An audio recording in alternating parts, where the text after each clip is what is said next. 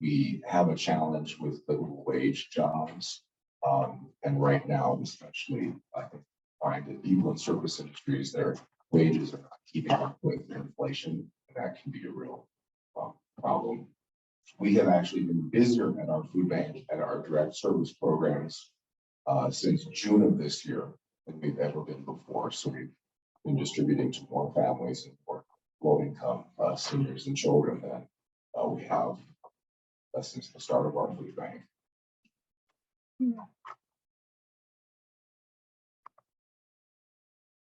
I wanted to talk just a little bit about what our food bank did during the pandemic. We had some real challenges. Other food banks in the nation relied on the National Guard to help them when volunteers stepped away because they were uncomfortable being in groups. We've been very fortunate that we had smaller groups of dedicated volunteers helping us. So rather than having to use the National Guard, we were able to continue our work. Things changed a little bit. The way that our food bank operates is different now than it was prior to the pandemic. But we were really fortunate to have volunteers in our facility and not have to rely on the National Guard. We did move all of our food distributions outdoors. We used to have a food shop where people would come into the building. They could do shopping indoors. We're continuing to operate outdoors until we're convinced that people are comfortable being in crowded, and we're getting back in crowded rooms together. But as of right now, we're still operating our distribution, and that includes our mobile distributions outdoors. We also did administer the Coronavirus Food Assistance Program, or CFAP, that ended in 2021, but that was a government program that provided extra food for people impacted by the pandemic. And that was, we distributed, I think, 5 million pounds of food for the CFAP program during the year and a half that it was in operation. We definitely had to get creative. We changed the way that we pack food in our facility. We were no longer able to really use our clean room for packing fresh food. We just didn't have the bandwidth for that during the pandemic. So we had to shift to boxes of prepackaged food and other ways that we could distribute food directly, especially fresh food. We have a pretty small staff. We actually just have 16 employees, several of whom are part-time. And so we are relying on volunteers to kind of help us fulfill our mission right now. So I am the volunteer person there, and it would be remiss of me not to talk a little bit about our volunteer program. So I'm going to mention a few things about volunteering for the food bank. Oh, but first, we'll talk about the strategic plan. We are changing.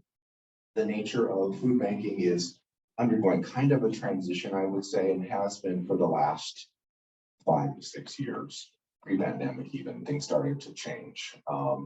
We are starting to look more at root causes of poverty, root causes of food insecurity in our region.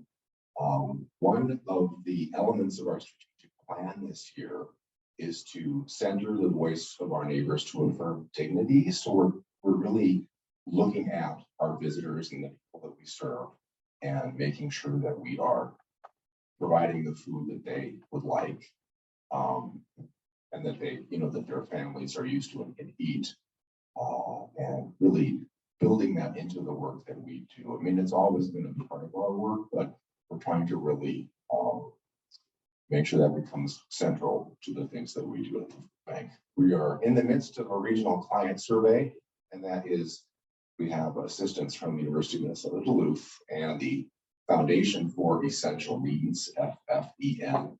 They are based in the Twin Cities, but they have a presence here in the Twin Ports. So we are right in the middle of that client survey and hoping to find some great information and ways that we can improve the sort of work that we're doing. We are also trying to strengthen our regional network to champion opportunity. So really this has to do with our relationship with our agency partners. of which we currently have about 120. And we want to make sure that we're serving them in a way that makes sense for the work that they're doing. We're trying to engage our community partners, conversation and engagement as well.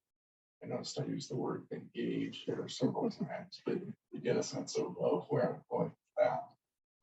And that's not only our agency partners, but it's also people in the community who are even tangentially, related to the work that we do. And we're trying to make sure to listen to different voices in the community about our food bank.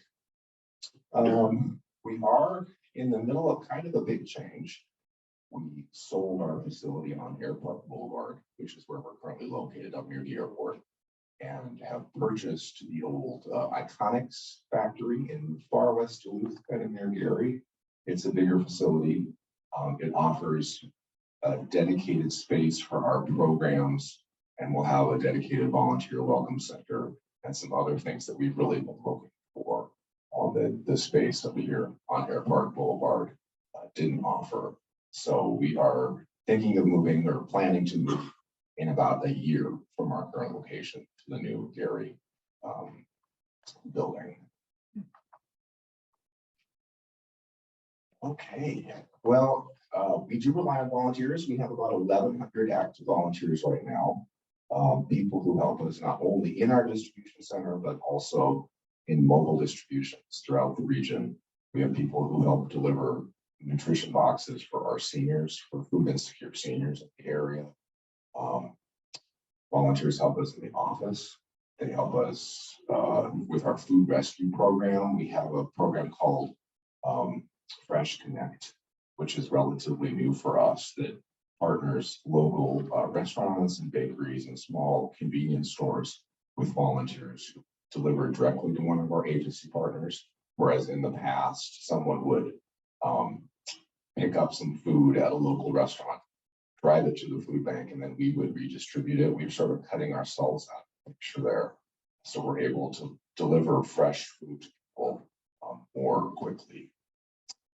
Inside our distribution center, which is currently up on Airport Boulevard, we have volunteers help us repack and store rescued food and bulk produce boxes for the programs that we offer. We do have volunteers help us with program support directly. So for example, our food shelf every Tuesday up there. We are having some special cleaning groups right now. We've been slightly short-staffed. I think we're currently back full staff at the moment, but we have relied on volunteers to help us keep the building as clean as it can be, which is important when you're dealing with food, of course. Volunteers help us throughout our service area at mobile food distributions. And, I mentioned the Cook County mobile distributions. It's a little bit of a challenge for us to recruit and retain volunteers, although they're 2.5 hours away. But we do have the AEOA, the Arrowhead Economic Group up there that helps us with volunteer recruitment. And we're fortunate people in Wisconsin, agency partners who help us staff our mobile distributions there as well.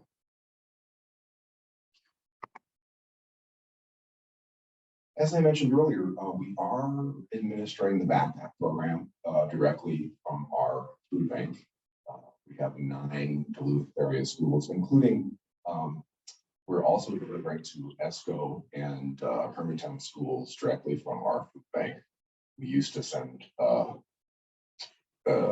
truck full of food bags to a central repository owned by Duluth Public Schools, but they sold that building, and so we had to kind of pivot and have volunteers help us deliver to those schools, and we're grateful for that support. We also have volunteers help us pack food bags for Northland children, and the backpack program is really meant to provide families with a buffer on if your child is in school and it's the primary source of food. What happens on the weekends and during holidays. That's where hopefully our backpack program for kids. We also have volunteers help with our NAPS program, our nutrition assistance program for seniors. We do a monthly food distribution at our food bank, and then we also have people deliver food boxes directly to homebound seniors or individuals with transportation challenges there. I have also mentioned Fresh Connect. That's our new food rescue program. We're hoping to expand that to Cloquet at some point. Currently, it's just operating in Duluth right now.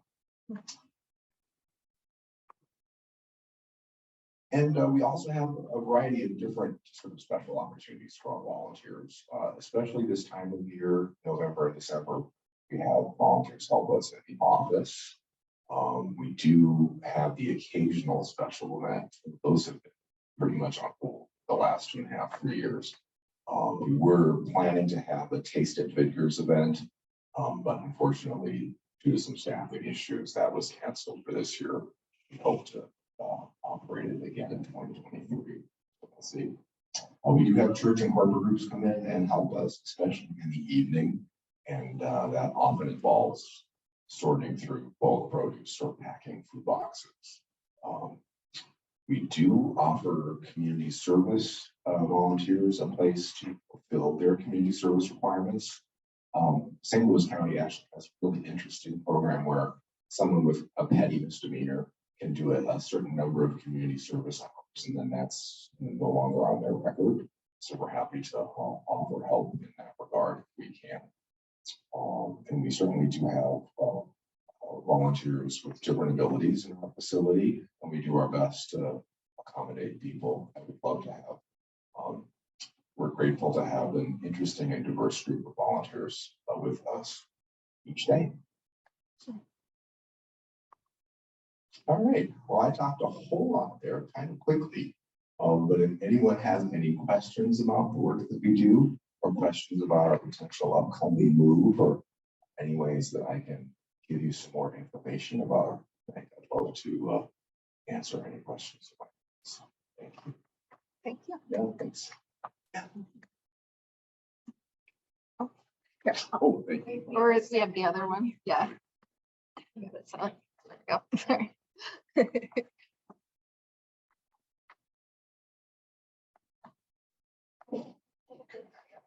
Got your attention. Yes, thank you.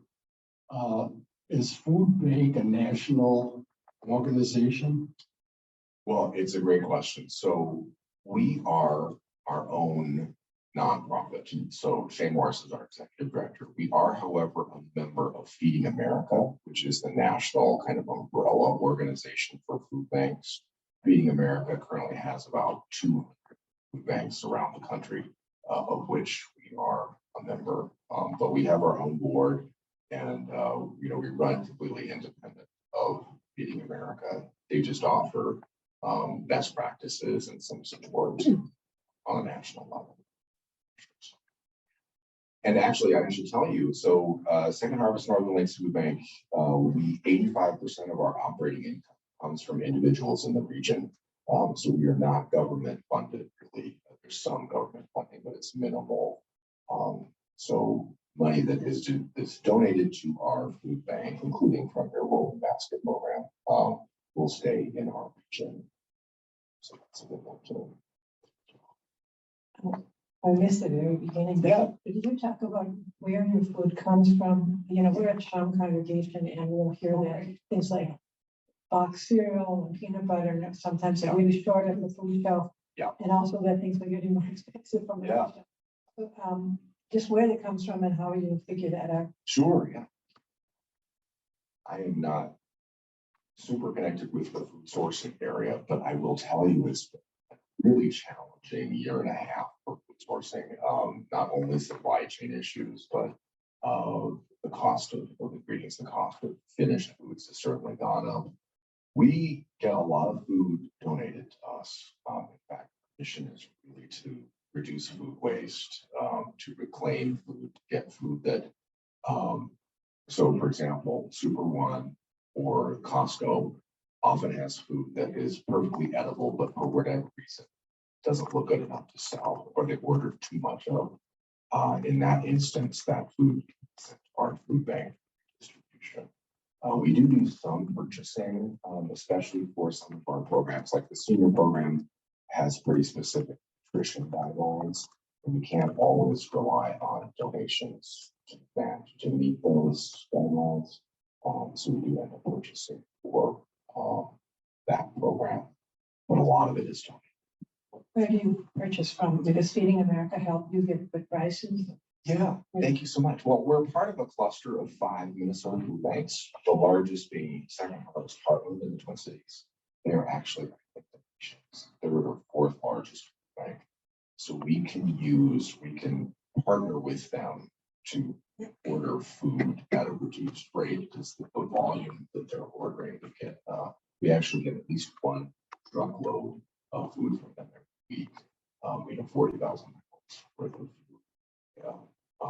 So that's a really wonderful resource for us.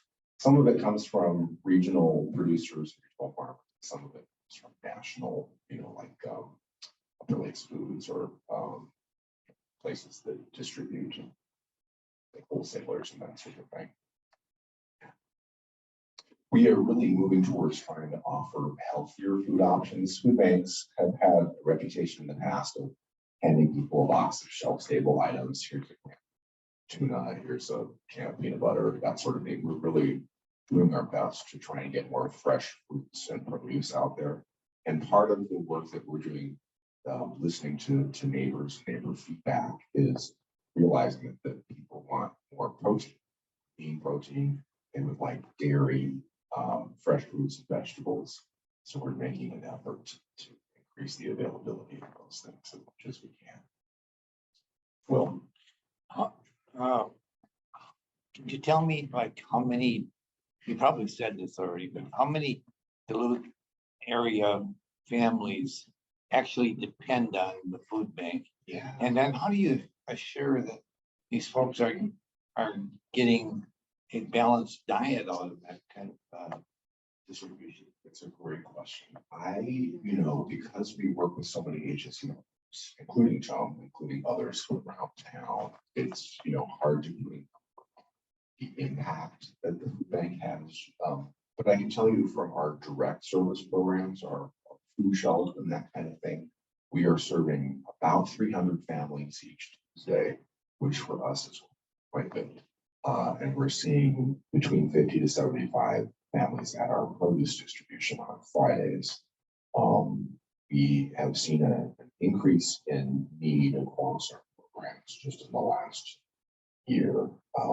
We broke a record for a number of participants at our food shelf on June 7th, and it's kind of been there ever since. What would these folks do if you weren't there? Well, it's a great question. I feel like, we're fortunate in the courts to have a real network of support here. I mean, we have Sean, we've got the,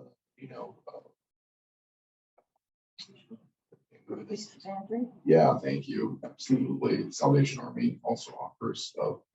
But we do supply food for many of those programs. So that's So then when you include all those other programs, Yeah. there's a lot more than 300 families. oh gosh, yes, for sure. Absolutely. And when you factor in our senior specific program, our program for children, the back program, the numbers go up. Okay, so I have a question. Sure. So I love that part of your mission is to reduce food waste and for various businesses and organizations as part of that mission. And so I feel like I've heard mixed messages over the years about whether, it makes sense to donate actual food versus cash. I've heard food bank people, like at the national level, say, we can do so much more with your dollars than we can do with your can of tuna. So please, donate the dollars. And, at the same time, like being a parent of kids at school, kids love to bring in such this wonderful, tangible things. So where do we stand on that now as a food bank? It's interesting that you say mixed messages because I think that's exactly it. We're grateful for all kinds of donations. I think where that message might originate from banks is that we would have people, and again, we're grateful for all the donations that we received, but we would have people who would once a year clean out their cupboards, and they would send us the sugar cereals or the things that no one in their household ate. And chances are no one really else is going to want. So I think that's where that message comes from. Although food drives are great and they're really an awareness building opportunity. And I think for kids, especially, to be a part of the food drive and to be excited about what that means and bringing the food to the food bank and seeing sort of how that impacts people is really wonderful. And it's not something we're discouraging. We actually have a food resource developer whose job is to help us with food drives and to help educate people about the kinds of foods that we would like to see from food drives. So I think, thank you. It's great question. I think Sue's next, then Ashley. So As somebody who used to work in the governmental safety net world, Sure. it's depressing to see how huge this network has grown. I know that the food stamp program originally was supposed to provide enough money to feed a family for a period of time. And quite a long time ago, they scaled that back to where they didn't pretend to offer enough money to feed a family for a month. And then they added work requirements and they made it more cumbersome, and certainly people who are not citizens don't qualify, and one thing or another, and they shrunk the whole system. But so I get my question is anything being done to make the decision makers aware of the scope, the cost, not just financial, but in human energy and in community support? I guess what I'm looking for is a way to shrink your area of responsibility. You're not going to work yourself completely out of a job. I think there will be even if we were able to policy-wise do everything that was needed, there would probably be a distribution responsibility and maybe something more. But I would love, but somewhere the folks in the food stamp or the SNAP program need to understand how short they are falling. Yeah, absolutely. And I think so much of it depends on who's in charge at a given time, what the priorities are for.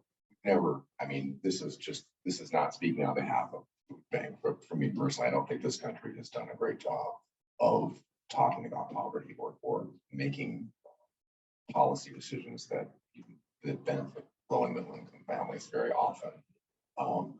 We are a little conflicted because we're moving into a bigger facility and it means that we can distribute more food, but that's also a bad thing, right? So it's also an unfortunate sign of what's kind of happening around the community. I definitely don't have an answer. I think you bring up a lot of really, incredible points about charitable food in the United States. I would say if you look to what some of the things that Canada is doing, our neighbor to the north, they have actually been able to kind of scale down food banking because they're addressing sort of root causes of poverty effectively than we are.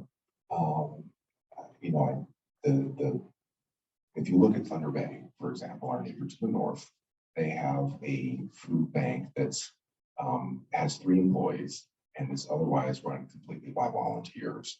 I do think they're doing a good job of meeting the need up there, although they have some challenges that we don't, and vice versa. But they're able to keep the scale of that operation modest. we had a couple of questions from folks online. Oh, sure.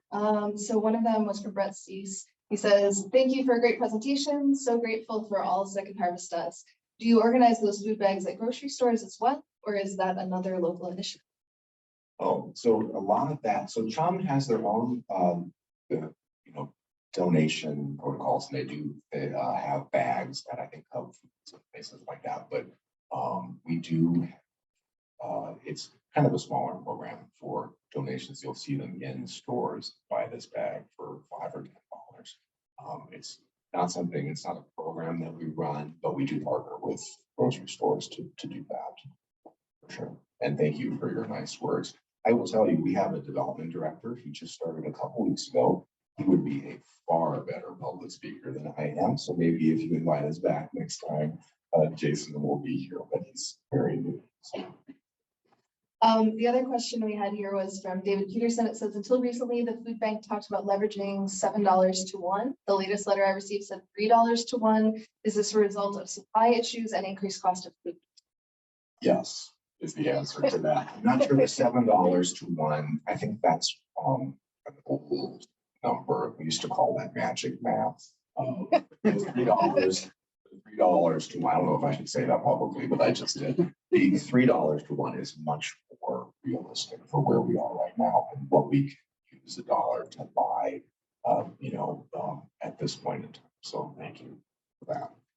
And then I just had a quick question. Yeah. So you said you only have 16 staff members, Correct. and then everyone else is volunteer Correct. for that enormous area. Yes.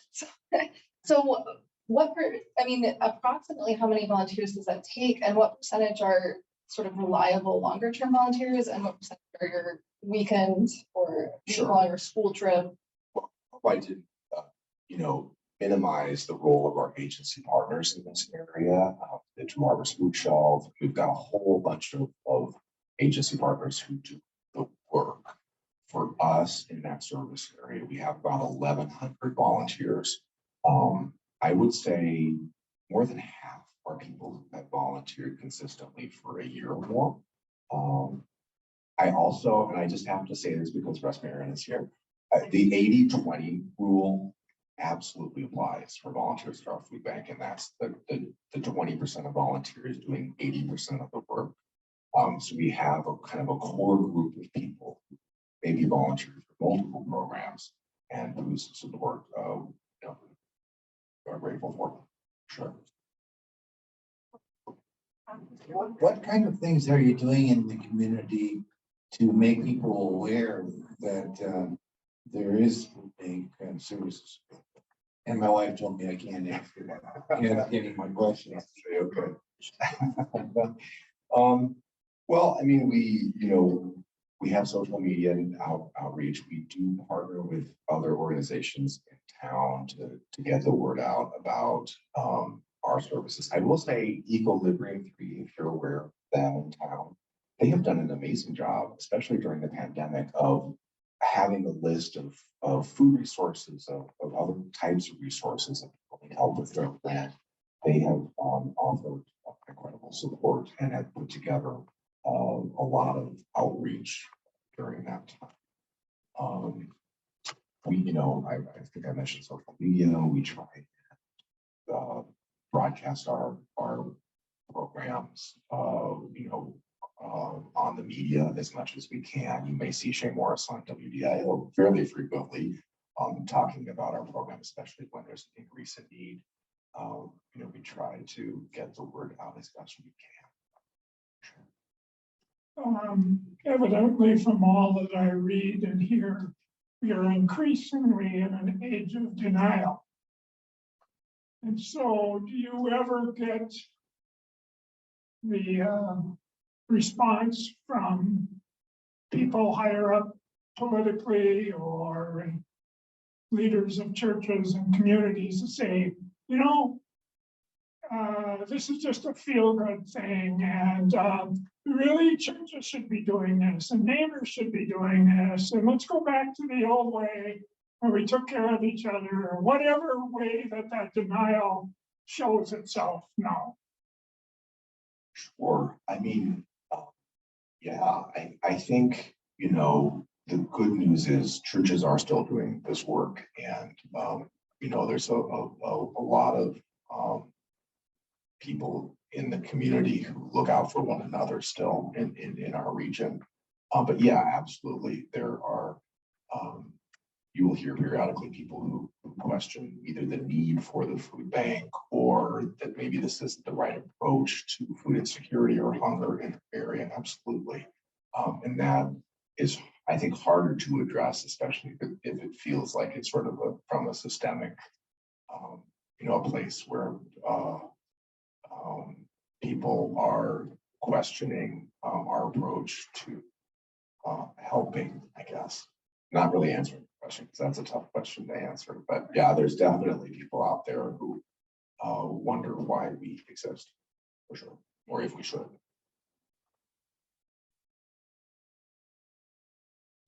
Food from restaurants you take, and so there's two kinds there. One, I believe, is food that hasn't been prepared yet, but then can no longer wish to serve it to their customers, and then there's the prepared food where they have more than they can use, and so that has to go out right away and somewhere like Damiano or somewhere. So yeah, how does that work out? Yeah, thank you. Well, this is relatively new for us as a part of our food rescue work, and we have a program that we're calling Fresh Connect. I referenced it a little bit earlier, but it's really meant to connect local restaurants and bakeries and small convenience stores with volunteers who directly, how it's supposed to work. And I will tell you that's not how it's currently working for us because of some technical issues, is volunteers would receive a text message saying,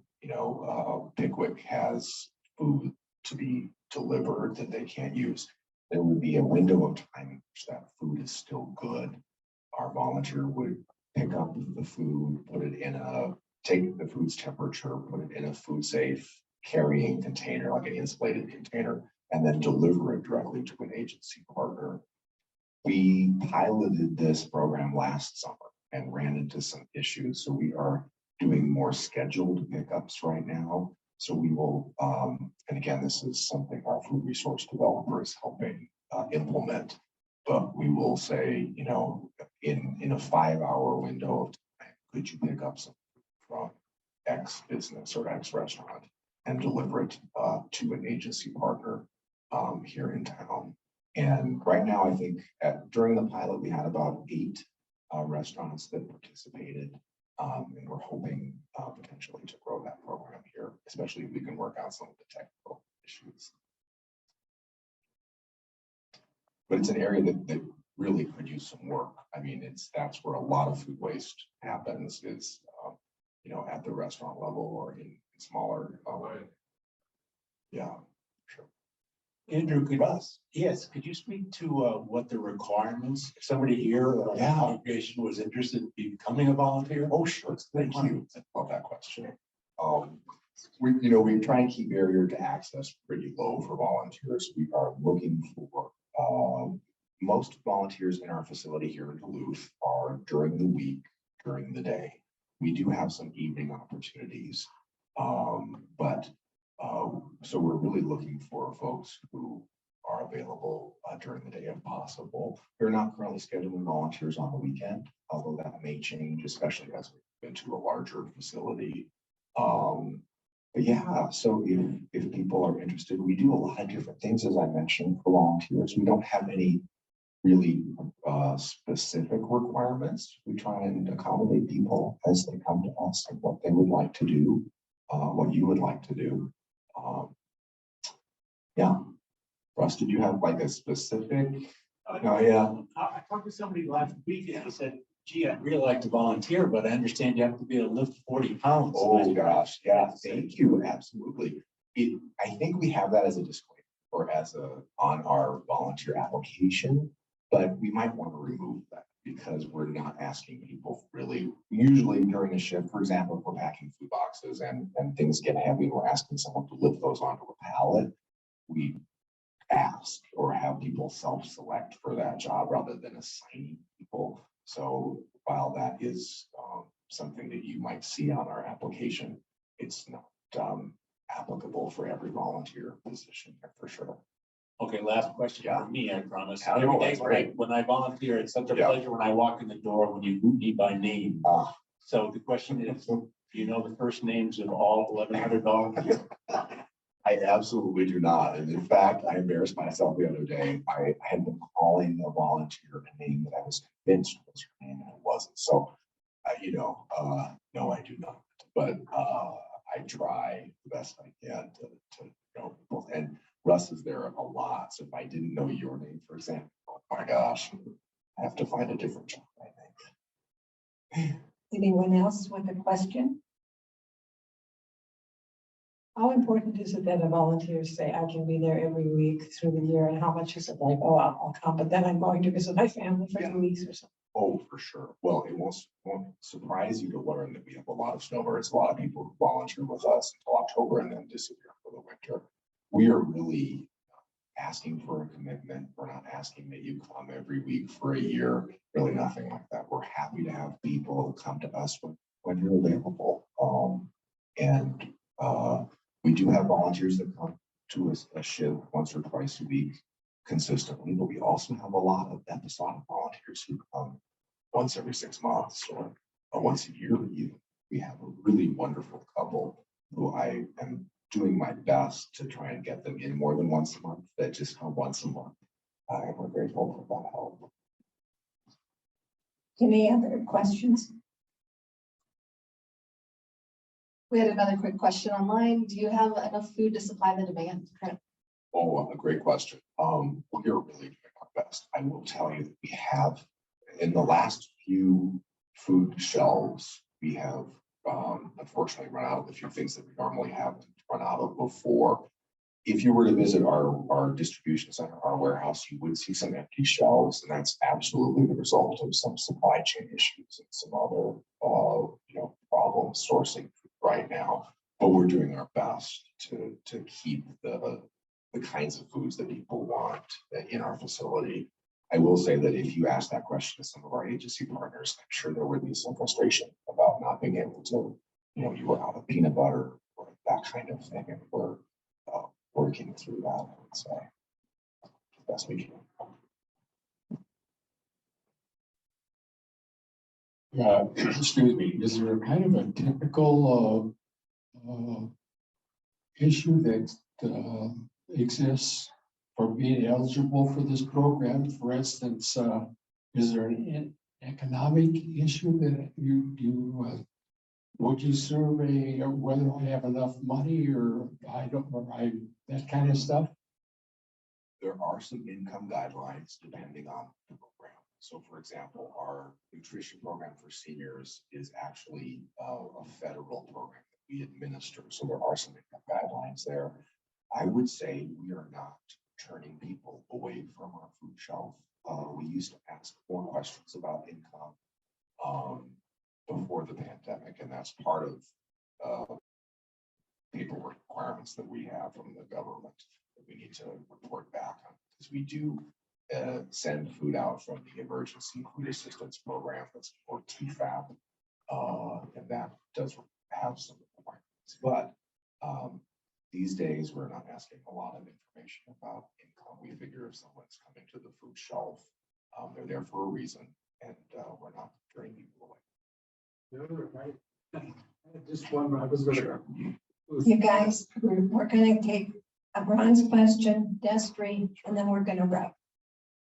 Yeah, I was just saying, where the people who want to do this, do they have to meet a certain kind of a guideline? In other words, you have to be careful about who you have. I mean, I'm assuming. Are you talking about volunteers? Yeah. Like, no, we're not asking demographic questions like that about our volunteers. We are doing our best to kind of have a diverse volunteer group and a diverse income, hopefully from a lot of different segments of the Northland to help us. But we're not currently doing background checks for volunteers. If you're in a direct service role, if you're going into someone's house, then we will. But to be in our facility or to help us in a mobile distribution program, doing that sort of thing. So hopefully that answers that question. imagine there would be some people that we would want in there. Oh, sure, yeah, and you know, while we do offer community service hours for people who might be for a DUI or that sort of thing, we are not currently welcoming people with felony, to do community service. If anybody has a violent or a sex related crime, that's, outside the purview of our organization. They would need to find a different place to fulfill their community service hours. So in that case, for sure, but those are pretty rare. Can Yes, you, Reed. yeah, I am a volunteer. yes. Can you talk a little bit about people with disabilities that volunteer? Thank you so much. You might be able to answer this, with this question, you know a lot about this. Grateful for, we work with a variety of different agencies around the courts to place people for work experience or job experience. People come to us with varying abilities. Yeah, we are, I would say probably almost every shift now, we're trying to incorporate volunteers of different abilities to our facility. And, I will tell you, we've done an okay job with this. My job there is volunteer development coordinator, which means the volunteer part of things is just a part of my job. Ideally, and I think we could make a case to our board that the volunteer program warrants a full-time position or, potentially. That's obviously not my decision to make, but if we had a little bit more bandwidth on the volunteer side of things in terms of the management of the program, I think we could really expand that, and it would be a wonderful resource for people in the community to get some job experience or to be around people and feel about the work that they're doing. So thank you. Well, thank you so much for presenting today. Excellent information. I think a lot of people had great questions here. So thank you so much. Thank you for having me. Yeah, thank you for the open basket and through other elements. And thank you for saying that, because Beth Hammond pointed out to me that erroneously in today's order of service, it says the group receiving the funds is Damiano. Oh. So that is not true for this month. It will be a second harvest. So keep that in mind as you write your check or whatever. So thanks again for presenting. Next week, we are going to have Brett, who's a great friend of, who's the head of Minnesota Interfaith Power and Light. He's going to talk about to get this. He wrote this very excellent title, Climate Action, the IRA, meaning the Inflation Reduction Act, and you, rebates and incentives for your home, community, and planet. So we hope that if this doesn't apply to you, you might have friends or something that would really like to know about the rebates and incentives that are available through that IRA. So the final program for the month is Dr. Charles Gessert, who will be talking about a group called the Final Exit Network, expanding our options at the end of life. And he is an excellent speaker. We've had him here before. So please come and support that. Thank you. And we promised the folks that we would end at 10:50.